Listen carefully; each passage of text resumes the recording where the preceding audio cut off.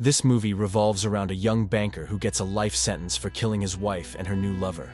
Now, despite his innocence, he soon finds himself in a lot of twists and turns, but with dedication and perseverance, he finally gets redeemed.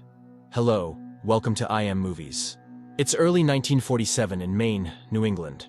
Andy Dufresne, a banker, appears in court concerning the death of his wife and her golf pro lover, Mr. Glenn Quentin. Andy finds out that his wife was cheating on him with Mr. Glenn, so he confronts her.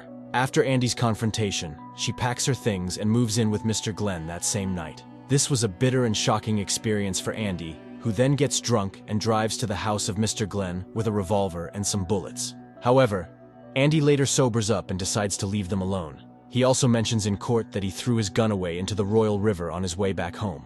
Sadly, the police had searched the entire river for Andy's gun, but they couldn't find it. So no comparison could be made between his gun and the bullets used to commit the crime. Andy, however, continues to maintain his innocence in court, but with evidence stacked up against him, which includes footprints, a fingerprint on a broken bourbon bottle, and bullets found on the premises of the crime scene. Andy is now found guilty of 2 counts of murder and is sentenced to serve 2 life sentences back-to-back, one for each of the victims. Meanwhile, in Shawshank State Penitentiary, a man named Ellis Red Redding sits before a parole panel after 20 years of serving a life sentence. However, the parole panel rejects Red's plea for freedom. Now, in the prison, Red happens to be a contraband smuggler who can get almost anything into the prison.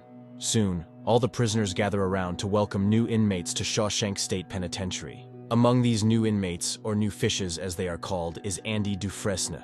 As they arrive, Red and his gang, which includes Haywood, Jigger, Skeet, and Floyd, begin to bet their cigarette on the first new fish to break down in tears. Red bets on Andy, Haywood places his bet on the fattest new inmate, and the rest also place their bets accordingly. Later, the prison warden, Samuel Norton, welcomes the new inmates and introduces them to the brutal captain of the guards, Byron Hadley. Norton tells them that his first rule is no blasphemy, and states that they'll figure out the rest as they go along. Then, they begin to wash the inmates, spray them with powder, and march them to their cells.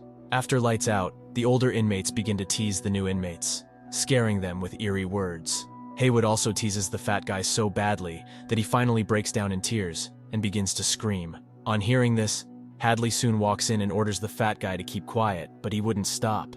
Hadley angrily beats him up so badly that he ends up in the infirmary. The next day, all inmates get lined up for head count before rolling out for breakfast. As soon as Andy gets his plate of food, he discovers a maggot in it, but to his surprise, an old inmate named Brooks Hatlin kindly requests for the maggot and feeds it to his pet bird, Jake. Later, Haywood joins Red and the rest of the gang and collects his winnings from their bets. However, they soon learn that the fat guy had died as a result of a head injury he sustained from Hadley's beating the previous night. Days later, while in the bath, a gay gang leader known as Boggs begins to make advances at Andy, but Andy shrugs him off. Andy had learned to keep to himself and hadn't made any friends, but after a month he walks up to Red and requests a favor. Since Red is a known smuggler, Andy asks Red to help him get a rock hammer, which looks more like a pickaxe, stating that he is a rockhound and would like to keep himself busy carving rocks. However, Red believes that Andy is planning to use it to defend himself, but Andy promises not to use it on anyone, stating that he has no enemy in the prison. But Red reminds Andy that the Sisters, a gang led by Boggs, have taken interest in him. Red says this in hopes that Andy won't use the pickaxe if the sister comes after him, and Andy promises not to use it. Red also informs Andy that the prison guards do carry out surprise inspections from time to time, stating that his name should not be mentioned if Andy gets caught. Days later, Red's new supply comes in through laundry, and he soon delivers it to Andy through the old bookkeeper, Brooks. Meanwhile, Boggs and his gang continue to attack Andy, molesting him from time to time. Sometimes he fights them off, other times he gives in, and things go on like that. In the spring of 1949, the prison warden, Samuel Norton, decides to recruit a dozen volunteers to fix the roof of a license plate company in exchange for special privileges in the prison. More than 100 men volunteered, but only 12 were chosen. Andy, Red, and the rest of their gang were able to bribe their way into the slot with a pack of smoke per man. Now, while working on the roof, Hadley tells his fellow guard that he just got $35,000 from his late brother. However, Hadley is not happy since he knows that the government will tax him heavily on it. Andy hears this and walks up to Hadley, asking him if he trusts his wife. This statement gets Hadley angry, and he pulls Andy to the edge of the building, but Andy quickly tells him that he could gift the money to his wife tax-free, since the IRS allows a gift of up to $60,000 to your spouse tax-free. Andy offers to help Hadley file the papers for free if he only gives each of his fellow inmates 3 bottles of beer. On the second to the last day of the job, all the inmates get 3 icy-cold beers each, as Andy had requested. Days later, while playing checkers, Andy tells Red that he'd love to build a chessboard. Red says it's a good idea since he can get anything into the prison. Andy tells Red that he can get the board, but he'd love to carve the pieces himself, one side in alabaster and the other side in soapstone. However, Red thinks that it will take many years to carve out the pieces, but Andy doesn't care, but only worries about getting the stones. That night, Andy begins to carve out the pieces, and also carve his name on the wall of his cell. The next day, Andy meets Red in the prison cinema and asks for the poster of Rita Hayworth. This strange request shocks Red, but he promises to get it for Andy in a few weeks. While leaving the cinema, Andy gets attacked by Bog's gang, and this time they beat him till he ends up spending a month in the infirmary. However, Bog also spends a week in solitary confinement, known as the Hole. Bog soon gets out of the hole, and as he steps into his cell, he meets Hadley. Hadley beats him up so badly that he ends up spending the rest of his life in a wheelchair. Now, Red realizes this. He knows that Andy has done something to manipulate Hadley to beat up Bog. Since Andy is still in the infirmary, Red and the rest of the gang decide to get him rocks for his chessboard project as a welcome back gift. Weeks later, Andy returns from the infirmary and finds the poster he had requested on his bed with a note that says, "No charge, welcome back." Days later, the warden decides to hold a surprise inspection. He walks into Andy's cell and sees him reading the Bible. The warden takes the Bible and asks Andy for his favorite passage. Andy quotes Mark 13:35 saying, "Watch ye therefore, for ye know not when the master of the house cometh." Norton is impressed, and also quotes his own favorite passage from it. Andy soon realizes that Norton has come to size him up after hearing about his ability to file taxes. However, Hadley discovers some items that Andy uses to carve his rocks and questions him. The warden also disapproves of the poster on Andy's wall but decides to make an exception for him. While leaving, Norton returns Andy's Bible and tells him that salvation lies within.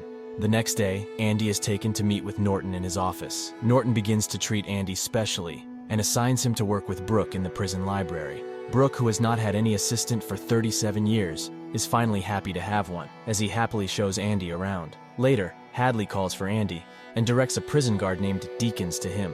Deakins wants to set up a trust fund for his kid's education, and Andy helps him do it for free. The next day, Andy tells the rest of the gang about his intention to request the expansion of the library. However, Brooks tells him that 6 wardens have served at the penitentiary, and none of them has been willing to fund any project in the prison. So Andy decides to meet with Norton and asks for permission to write to the state senate for funds. Norton tells Andy that the Senate won't answer his request, but Andy says he only needs Norton's permission to write the letters. Norton permits him and even promises to mail it for him. Andy begins to write 1 letter per week, but gets no response. The following month, Andy did tax returns for more than half the guards at Shawshank State Penitentiary, and a year after that, he did them all, including the wardens. The following year, they rescheduled the intramural season to coincide with tax season, and the guards on the opposing team all brought their W-2s. Andy gets so busy during tax season that he is even allowed to have a staff working for him. One day, Brooks holds a knife to Haywood's throat and threatens to kill him. Brooks had just received approval for parole after 50 years, but the old man doesn't want to leave the prison because it was all he had ever known. However, Andy and the rest of the gang calm him down, and he later frees Haywood. Brooks prepares to leave Shawshank and sets Jake, his pet bird, free. He gets on a bus and arrives at an apartment provided for him by the parole board. The life outside Shawshank is now so different from the one Brooks used to live in 50 years ago. Brooks writes letters to his friends in Shawshank, telling them about his everyday experience working at a grocery store. Brooks finds it hard to adjust to the new life and soon takes his own life.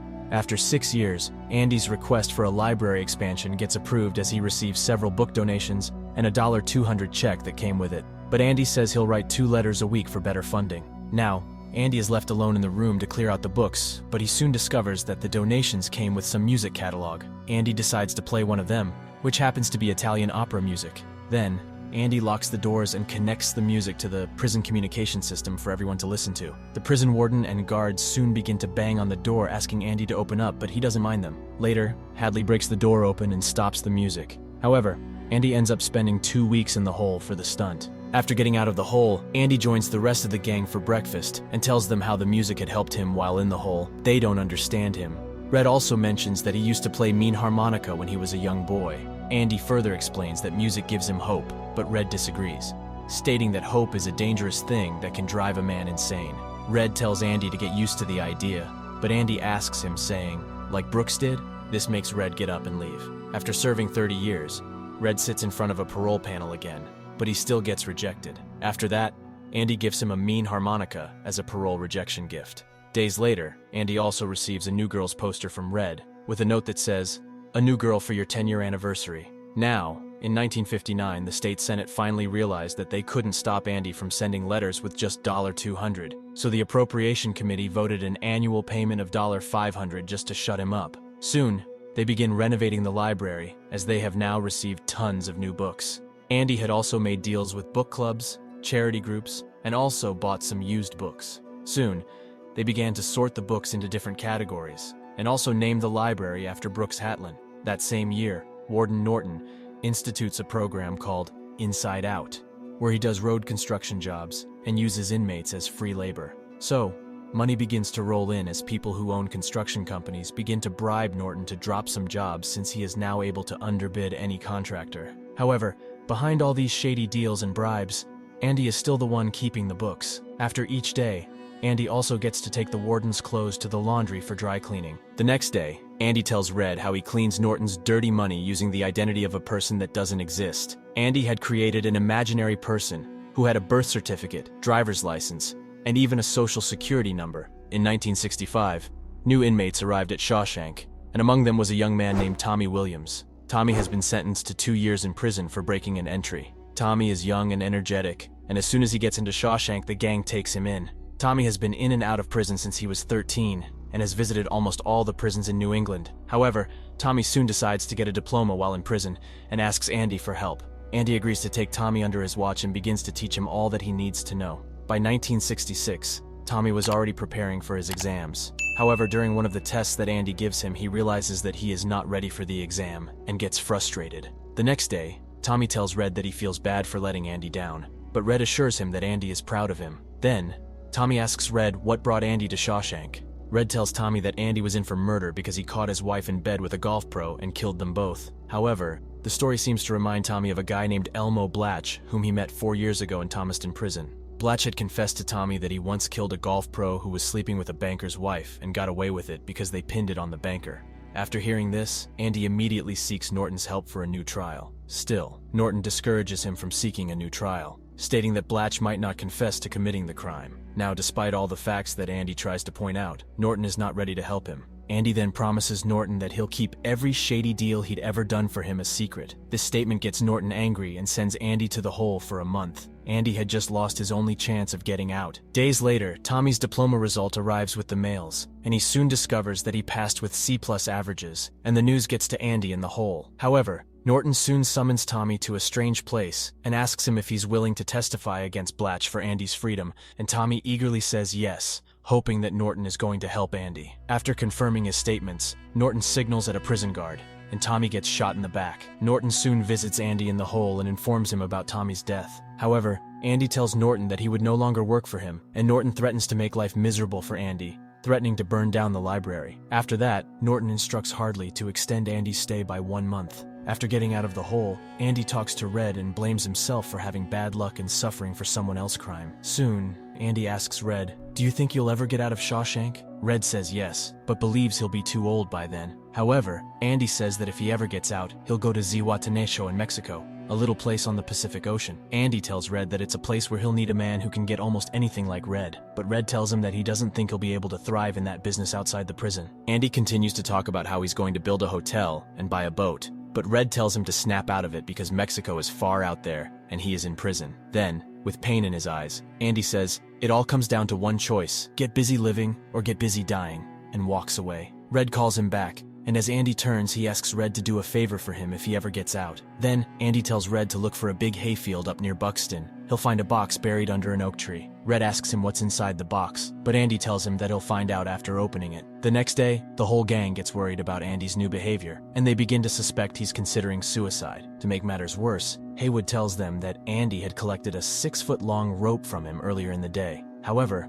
some of them believe that Andy would never take his own life. That night, Andy finishes working at Norton's office, and Norton gives him his clothes for laundry and shoes to polish. After doing all these, Andy heads to his cell quietly and grabs the rope he had collected earlier. Meanwhile, Red can't sleep because he thinks Andy will kill himself that night. The next morning, the prison guards begin roll call, and they soon realize that Andy is missing. Meanwhile, Norton also realizes this when he's about to change his shoe that morning, as Andy had replaced it with his. Soon the prison siren goes off, and they begin to search for Andy. Norton instructs Hadley to question every man in Andy's block, especially Red. Now, while in Andy's cell, Norton questions Officer Haig about Andy's disappearance since Andy was in his cell after lights out. But Haig says he just doesn't know where Andy had gone. Later, they bring Red in for questioning, but he's clueless too. Norton gets angry and begins to throw rocks at Red, claiming that what just happened is a conspiracy against him. He also blames the poster lady and also throws a rock at her. It is at this point that they discover that Andy has dug his way out of Shawshank prison.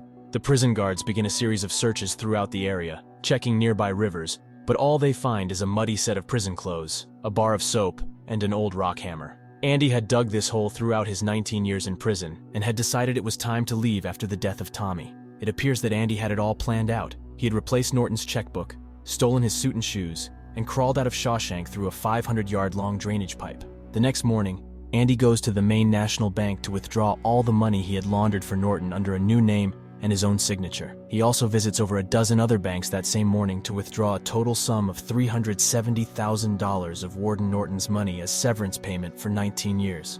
Andy also sent out evidence of Norton and Hadley's illegal dealings to news agencies across the country. After reading the news in the paper, Norton opens his safe and soon realizes that he has lost everything. He could only find Andy's Bible with a message that says, "Dear Warden, you were right. Salvation lies within." Soon, the FBI arrives and they arrest Hadley. But Norton has no intention of leaving that quietly, so he takes his own life. Days later, Red gets a postcard in the mail bearing the address, 4th Hancock, Texas.